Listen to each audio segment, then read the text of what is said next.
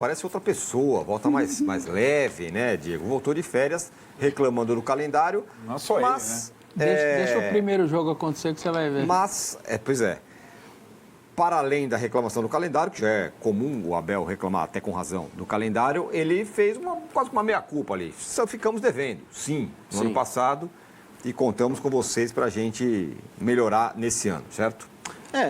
Eu acho que assim, o Abel ele tarda, mas ele normalmente faz autocrítica, né? Demorou um pouquinho, mas diante até do documentário que foi visto, ali teve muita coisa errada, muitas decisões erradas. Eu continuo achando imperdoável ele ter jogado a toalha no jogo contra o Grêmio. Eu até acho que foi menos um direcionamento do que uma constatação. Mas você é o líder, você fica quieto. Você está vendo, você fica quieto, chama os caras de canto e resolve. No campo, o Palmeiras ficou devendo em muitos jogos. Teve ali um período de 21 partidas, da eliminação na Copa do Brasil até a derrota para o Santos, até a derrota para o Mirassol. O Palmeiras joga bem, consegue 14, 17 vitórias, não lembro exatamente o número. Mas o Palmeiras, ao longo do ano, perto do que se esperava, foi muito mal. Agora, de tudo que o Abel falou, o que eu achei mais legal foi o termo raiva. Foi o termo... Assim, porque eu vou lembrar de alguns momentos específicos, tá? Final do Campeonato Paulista. O Memphis Depay sobe em cima da bola. O Vessone estava lá nesse dia, a gente até conversou, até o Vessone me deu até uma carona naquele dia, muito obrigado. Tá difícil sair de Itaquera. O Memphis sobe na bola e nenhum jogador do Palmeiras, não que eu estou dizendo que tenha que ter feito, não deveria ter violência, mas nenhum jogador do Palmeiras se revolta com aquilo. Você vê que os caras estavam bovinos em campo ali, completamente vendidos. Final da Libertadores. O Pulgar não tem que dar um chute na canela do Bruno Fux. Mas aquilo mostrou o grau de agressividade positiva que os caras estavam, o desejo que os caras estavam. Faltou isso no Palmeiras. Esse ano eu vi o Palmeiras ganhar, tirando a noite mágica, que ali foi um negócio realmente de outro planeta, o Palmeiras ganhou e perdeu com a mesma toada emocional. Entramos em campo, jogamos, ganhamos, legal. Entramos em campo, perdemos, legal. Próximo jogo. Eu acho que ele falar de raiva, se isso for de fato algo que ele está levando para dentro do clube, para dentro do elenco, ótimo, bacana. Porque foi o que mais faltou. A galera fala assim, os caras estão sem vontade. Não é que eles estão sem vontade, é que passou uma impressão de acomodação, sabe assim? Ganhando ou perdendo, nós estamos num clube com uma enorme estrutura, ganhamos em dia, o elenco é muito bom, investiram alto, ganhamos um monte de título recentemente. Eu acho que falta uma autocrítica interna, e aí muita gente fala, o Barros, o Abel e os jogadores. Eu senti muito nos jogadores também uma sensação de, não que eles não quisessem ganhar, mas assim, ganhando ou perdendo, sabe assim, aquela urgência de ser campeão, aquela urgência de ganhar. Ano passado fez 10 anos da conquista da Copa do Brasil 2015. Todo mundo aqui acompanhou aquilo. Você via aquele elenco, aquela gana de ser campeão. Eu não senti isso nesse elenco desse ano. Parecia que ganhar ou perder seria uma consistência de jogar um futebol. E às vezes o futebol não é só isso. Tem muito de ânimo, tem muito de investimento emocional. Eu achei que faltou isso, inclusive por parte do Abel. E espero que seja diferente, né? Uma crítica que é muito feita ao Palmeiras é esse negócio de aconteça o que acontecer, o Abel vai ser o meu técnico até 2027, que a Leila coloca, né? Cara, calma. O futebol é um jogo, ele não é uma ciência exata. O Abel não é um diretor de marketing, um diretor de vendas. O futebol depende de resultados, sim. Não adianta você falar assim, nossa temporada foi nota 9, a gente chegou em 3 finais. Você perdeu 3 títulos, cara. Então, se isso não pesa para você, é porque estão tratando o futebol como se fosse qualquer outro business, e não é. Futebol é um tipo diferente de business. É business, a gente está vendo aqui, falando o tempo todo. Mas é um tipo diferente, o resultado tem que pesar. A avaliação em cima de cada resultado tem que pesar. Isso não pesou. A gente sabe como é o temperamento da diretoria lá dentro. O próprio Barros é um cara que contemporiza bastante. Até foi legal ver no documentário lá, e que ele sai nervoso de um jogo. Os caras perdem, depois eu que me ferro, não sei o quê. Aquilo lá foi até uma boa impressão que deu. Porque ele passa a impressão de ser um cara muito passivo, né? O cara que, tudo bem. Então, de tudo que o Abel falou, essa questão da Federação Paulista não faz sentido, porque vai colocar o Campeonato Paulista onde? Já sei qual é a resposta de muita gente. Mas o fato é que, assim, tem um Paulistão para jogar, tem que encaixar ele no calendário, foi o melhor que deu para fazer, né? E aí conseguiram ganhar mais uma data para jogar uma segunda final, para ter final com ida e volta. Mas essa virada de chave da raiva, se for verdade, se ele está levando isso para dentro do vestiário, ótimo, o discurso é bom. Porque para mim foi o que mais faltou. Esse sangue nos olhos de entender que uma temporada não pode ser considerada nota 9 se você perde 3 títulos. Mas a gente chegou, legal. É para chegar. Mas chegou como? Perdeu por quê? São duas perguntas que não foram respondidas, né? Só uma coisa, ele falou do documentário, o documentário lá, o Acesso Total lá do Globoplay e tal, eu assisti, em algum momento eu fiquei na minha cabeça que ele poderia ter aquele negócio de abandonar o campeonato, ser da boca para fora. Não era, né? Caramba, foi muito lá dentro. Ele jogou no vestiário, gente, acabou, tal. Ele deixa claríssimo para os caras, ó, isso daqui não der mais pra gente, acabou, tal. E os jogadores olham para ele e tal. Ele largou mesmo lá dentro. E eu achava que era um negócio... Em algum momento eu pensei que era para fora, mas que internamente ia ser diferente. Não, ele largou lá dentro também. Agora, isso que o Diego fala, pegou diretamente no Abel, que é o cara que está devendo. Não é a Leila, não são jogadores e tudo mais, né? No Palmeiras esse ano.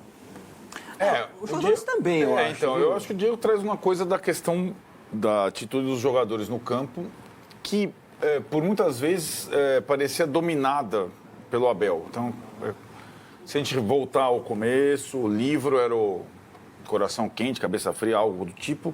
A pilha era da comissão técnica. O time no campo, ele não precisava ser tão pilhado, ele era meio que pragmático. Isso é uma receita que... Porque depende muito da característica dos jogadores que você tem. Eu acho que esse diagnóstico do Diego e a palavra do Abel, elas justificam, por exemplo, a contratação do Marlon Freitas, que é um jogador desse tipo, que não aceita derrota, que peita adversário, que peita juiz, que peita não sei quem, que é um jogador de personalidade, com alguma semelhança com o Felipe Melo. Quando na temporada passada foi preciso ter atitude para não deixar o Memphis subir na bola, o Aníbal Moreno deu um soco na cara do cara e foi expulso no Corinthians, o Palmeiras no Allianz Parque, e o Aníbal Moreno foi colocado na cruz e já foi embora. Então, esse termômetro, ele de fato teve desregulado durante grande parte da temporada. E no bom momento no time, parecia que o time tinha atingido um nível tal de jogo que seria suficiente.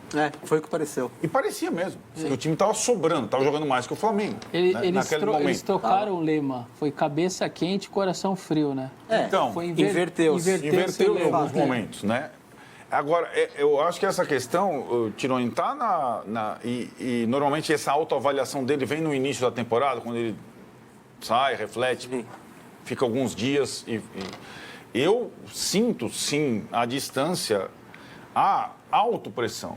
Porque ele fala, eu não vim aqui, eu nunca prometi títulos, eu prometi competir pelos títulos. Quando ele se defende com os títulos. E agora os títulos ralharam. Né? Ralharam em 2 anos. Os anos de maior investimento do clube. Então, tá um pouco a bola com ele mesmo. Porque o elenco do Palmeiras é muito bom. Se está faltando algum jogador de alguma característica, o Palmeiras está tentando buscar, como no caso do Marlon Freitas, e o time tem que ter uma temporada, como ele mesmo disse, melhor do que ele tem. Porque o nível dos jogadores do Palmeiras é melhor do que simplesmente jogar por 45 dias bem, ou sobrar numa temporada.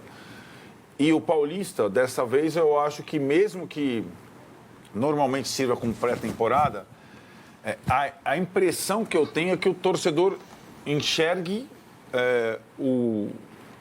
os próximos jogos como já jogos desafiadores para o time, né? E assim, o Palmeiras não vai jogar bem o Paulista.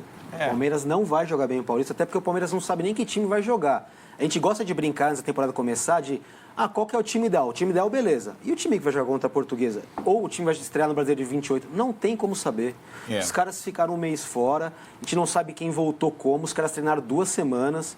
Pensa esses garotos da base que estão... Alguns inscritos na Copinha, o Luiz Pacheco, que é volante, nem inscrito na Copinha tá. Então não dá para saber o que vai acontecer. E assim, eu acho que está tendo dentro do Palmeiras, e eu converso com muitas pessoas dentro do clube, eles estão subestimando o sentimento da torcida. Eles estão subestimando a revolta da torcida, porque assim, uma revolta por quê? A gente ganhou 2 Libertadores, chegou não sei quantos brasileiros. Cara, a exigência do Palmeiras, ela sempre foi enorme. Quando o Palmeiras estava caindo para a 2ª divisão, era enorme. Com o Palmeiras, com tudo que tem, você multiplica essa exigência, né? A torcida, uma parte está muito revoltada, metade está muito revoltada, e isso tem a ver com os resultados e tem a ver com ter sido eliminado pelo Corinthians, ter perdido pelo Corinthians. Você troca ideia com 3 ou 4 palmeirenses, a quarta resposta que o cara fala é assim, mas não pode perder pro Corinthians, entendeu? Esse aqui é o ponto. Se tivesse sido eliminado pelo Cruzeiro e tivesse perdido a final do Paulista pro Santos, não era a mesma coisa. E essa é uma leitura que eu entendo que os portugueses ainda não conseguem fazer, que o Barros ainda não consegue fazer e que a Leila ainda não consegue fazer. Eles não conseguem entender a dimensão que tem. Eu defendi muito que muito palmeirense queria jogar a temporada para cima porque perdeu para o Corinthians as 2 vezes. Falou, galera, esse time vai se ajeitar, os caras chegaram, esse time vai encaixar e de fato encaixou, 45 dias, encaixou, depois desmontou. Então, o que eu previa aconteceria, aconteceu em 45 dias. Mas os caras não dimensionam como de fora para dentro. Outro dia, conversando no meu canal, lá numa live, um cara falou uma palavra que eu não conhecia, endogenia. Quando a gestão é feita toda internamente. Um valida o outro. A Leila valida o Barros, que valida o Abel, que valida a Leila. Então, é o melhor presidente de todos os tempos. O melhor diretor de todos os tempos. O melhor técnico de todos os tempos. E fica esse triângulo entre eles ali, um batendo nas costas do outro, e ninguém põe o dedo na cara do outro. Quando a Leila coloca, que ela coloca contra... Ela faz num foro que eu acho errado. Que ela vai numa reunião de conselho... meus jogadores chutaram no gol nenhuma vez, como é que eu vou... Não é assim que faz também. A crítica dela tá certa, mas não é assim que faz também. Então, eu acho que falta ao Palmeiras uma autocrítica e não só... e uma crítica aos pares, sabe assim? Quando você enche tanto a bola do Abel e fala, ele é o melhor técnico de todos, como é que você vai cobrar esse cara? Como é que você faz essa cobrança? Outra coisa, o Abel foi liberado para ficar dias a mais. Ele não foi liberado, ele falou, eu vou ficar. E ninguém falou para ele que ele não vai. Porque ele faz o que ele quer, ele manda lá dentro. E eu acho um absurdo os jogadores estarem lá, mas eles foram só fazer exame. E daí, velho? Você é o chefe dos caras. Eu já fui funcionário de muitos lugares. O meu chefe ficar 2 dias de férias a mais que, mas ele ficou depois. Problema dele. É dia 5, é dia 5, é dia 6, é dia 6. Então é o tipo da coisa que, mais uma vez, subdimensiona-se a revolta da torcida. O torcedor que já quer o fora Abel, que já fala o par da Abel, ou não sei o que lá, olha o cara que não voltou, mas por que esse cara não voltou? Ele ganha 3 milhões, ele ganha 5 milhões, tanto faz para ele ganha. O ponto não é esse. O ponto é que o cara tem que trabalhar igual todo mundo. E no ano que você ficou devendo, meu irmão, e você está dizendo que você ficou devendo, você ficar mais 2 dias de folga. Mas não muda nada no time. Não muda, cara. É uma questão de imagem, é uma questão de entender o que o torcedor quer ver. É isso que está faltando lá dentro, eu acho. Muito bem. Então tá aí. Tem Nino chegando? Tá se falando bastante do Nino. Eu acho uma contratação que seria muito boa. Critica-se muito o Abel, fala que ele tem dedo podre. Tudo que o Abel indica não dá certo, né? O aquele Danilo Barbosa foi indicação dele, não deu certo. O Giai foi ele que escolheu e tá aí a gente tá vendo que não é tudo isso. E tem os que ele fala que é contratação da presidente, que não precisa ele indicar, que é o Paulinho, que é o Vitor Roque, que é o Andrés, beleza. O Nino é uma indicação dele. Eu acho uma boa indicação no papel. Não sei se ele quer vir, o que a gente ouve falar é que a preferência dele é o Fluminense, se tiver que voltar, mas o Fluminense não tem essa grana e o Zenit não quer vender. Eu acho que não vem.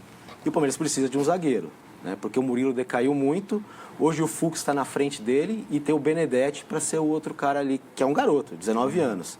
Então o Palmeiras tem problemas, o elenco é bom, não tem o que falar, mas faltam uns 5, faltam outros zagueiros para jogar do lado do Gomes, faltam peças, né? Falta mais opção no ataque, vamos ver, não sei se vem, viu, Tironi, mas...